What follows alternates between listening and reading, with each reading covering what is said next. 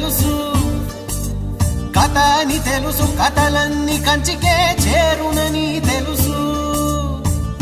తెలుసు తెర తొలుగుతుందని, తెలుసు తెల్లారుతుందని, తెలుసు ఈ కట్టె పుట్టుకుమంటదని, తెలుసు ఈ మట్టి మట్టిలో కలిసిపోతదని. ఇన్ని తెలిసి ఇరకాటంలో పడిపోతావు ఎందుకని? మాయ